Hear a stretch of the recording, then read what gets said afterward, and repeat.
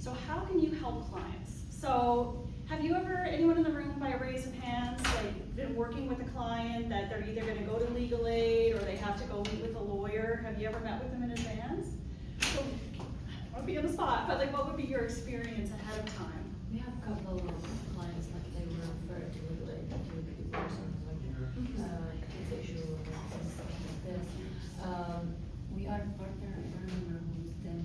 There's an office like I forget the name. That they will come here, we meet with them, we help with the translation or the communication to work with clients until they meet with the legal aid and they prepare the file and then the court. And we do have years ago, I think, there was a client who had like, she's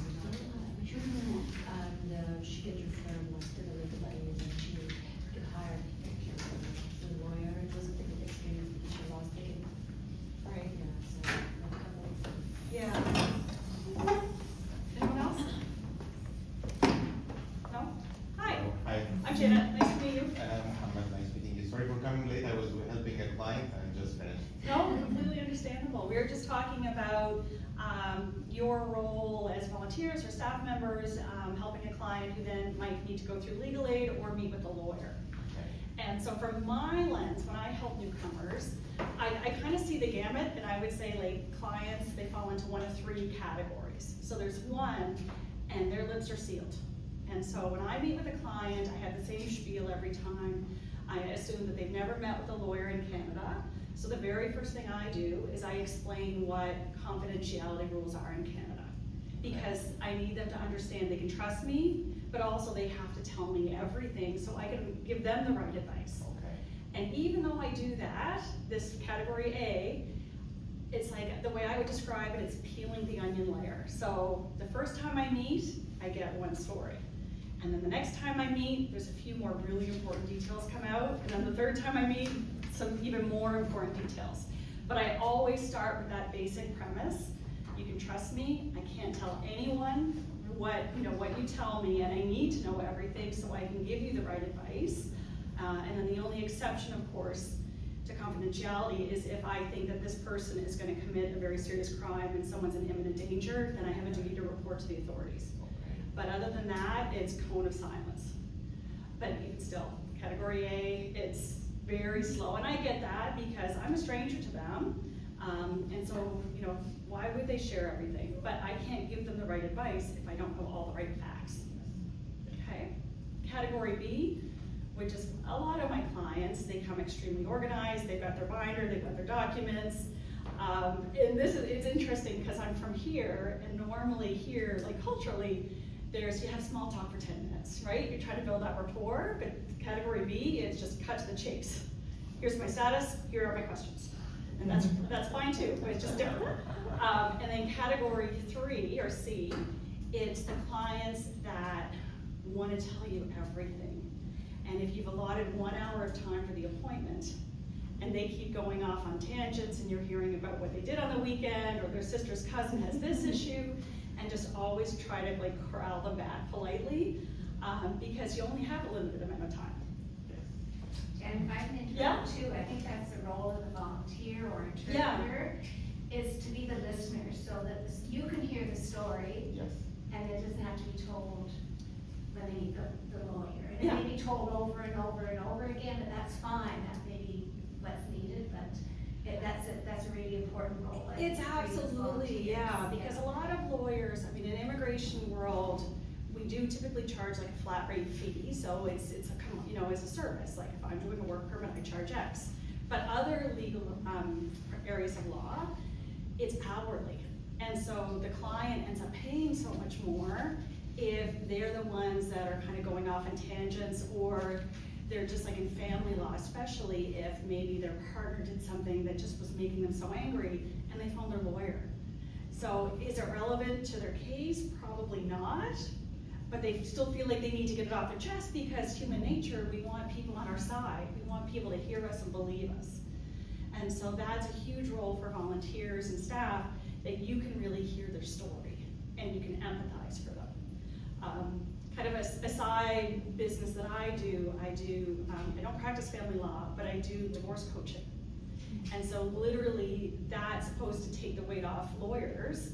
It's, I will be the person to kind of work through some of the softer emotional issues that you're going through, and I'm here to hear you and then help you set goals. But that's not what a family lawyer does, right? And so family lawyers are saying, thank you, that's, yeah, because that's not our job. Our role is what are the really relevant facts and how do we present the best case to a judge?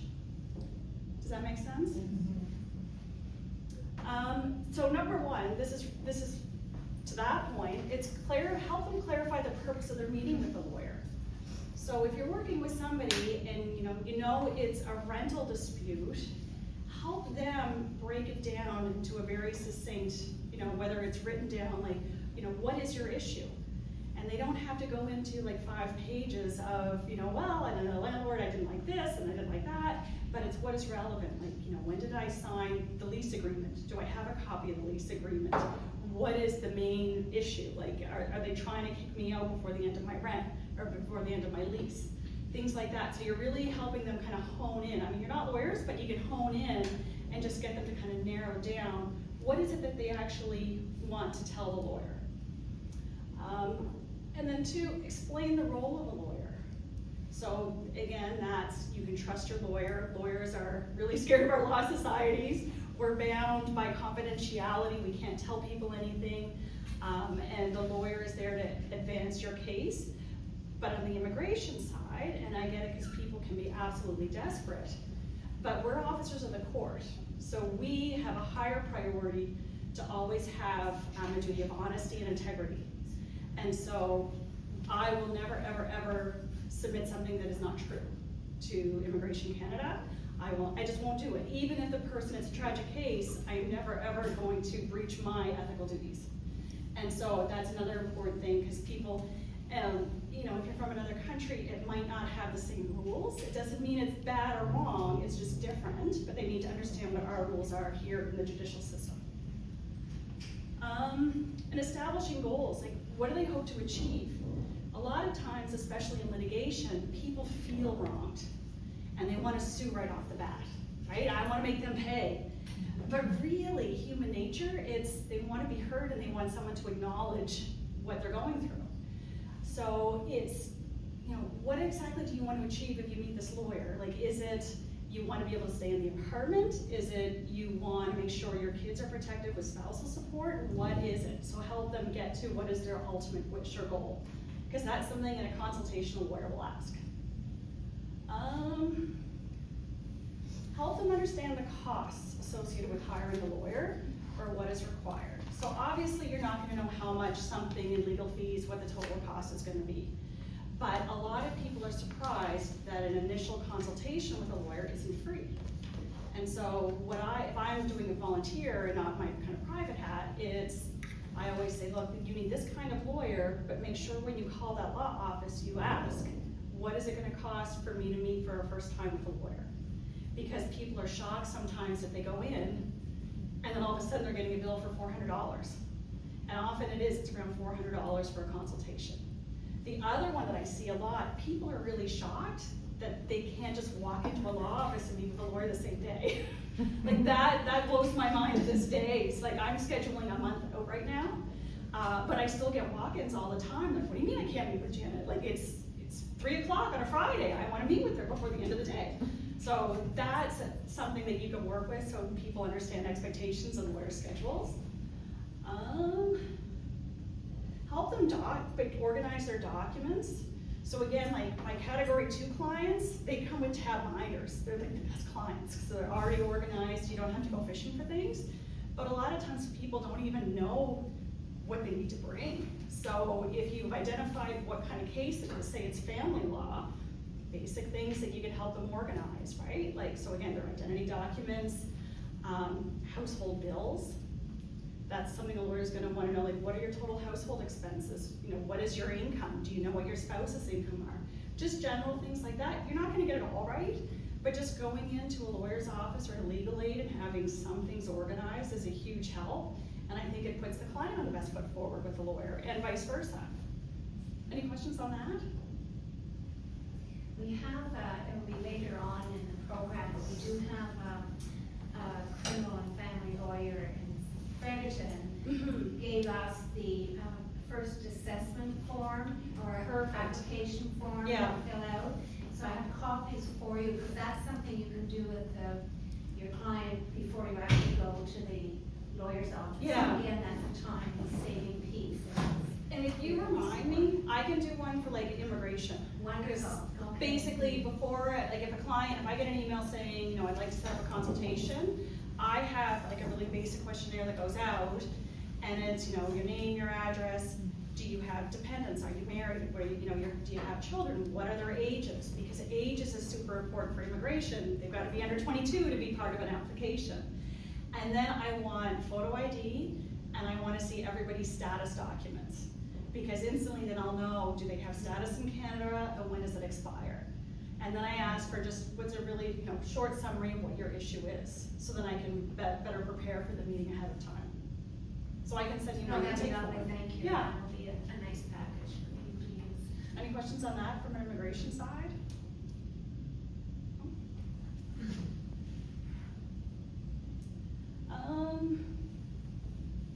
Oh yeah, explain the importance of arriving on time for an appointment. And this again goes to different cultures. I always give the example, years ago I held a Canada Day barbecue at my house, and I invited all my clients to the house. And the invitation said, come at 1. So I had people from certain countries that came at 1 o'clock exactly on the nose. I had some that came at 2, and at 7 o'clock when everybody had left and I had packed up, then I had 2 families come in, and they were like, where's the party? So, I mean, when I say that adjustment did happen, but again, like, if lawyers, like, I have consultation days, and I book every hour on the hour for like 2 days a week, that's all I do, because the other 3 days I'm actually doing the work. So if a client comes in 20 minutes late, 30 minutes late, they're only getting 30 minutes of my time, and I might have needed that full hour. So it's just really important for them to understand, if you have an appointment at 10 a.m., you have to be there at 10 a.m. Do you guys see that in here? Like the people coming in really late for different appointments? All the time. Inshallah. Yeah. Yeah. Yeah, and I just shared the drop-in on Friday afternoon. Yeah, no, I always laugh at that story of the barbecue, because I literally, the way I unwind is, you know, PJs come on at the end of the day, so like, when they knocked on the door, I had my PJs on, I had a long day already, so it's kind of funny. I've already talked about this, explaining the concept of confidentiality. And then setting realistic expectations. So sometimes people think, you know, they make an appointment for a consultation, they think they're getting the work permit application done in that meeting.